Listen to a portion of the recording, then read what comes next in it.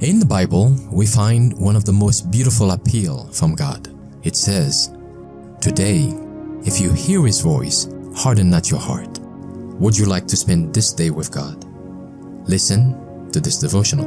This Day with God, a devotional by Ellen G. White, that thy faith fail not.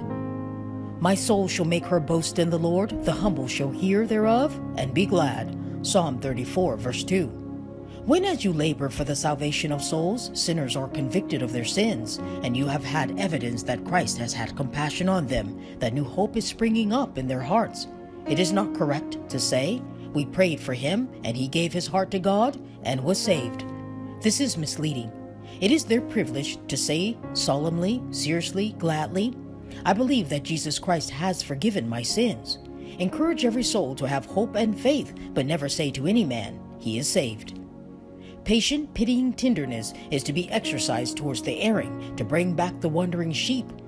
We have an example of this in Christ's treatment of Peter, who denied his Lord with cursing and swearing. Peter thought himself strong. He said, Lord, why cannot I follow thee now? I will lay down my life for thy sake.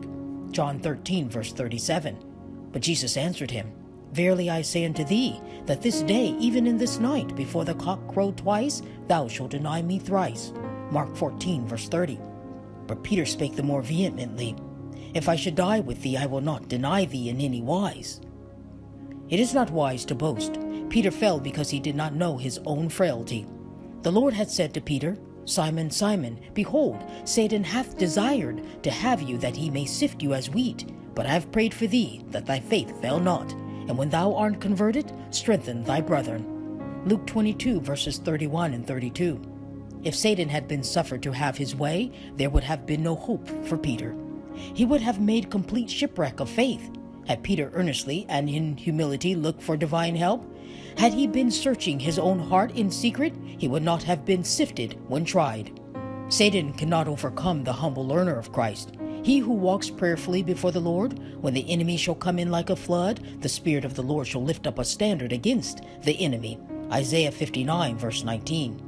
Christ interposes himself as a shelter, a retreat, and the wicked cannot overcome him.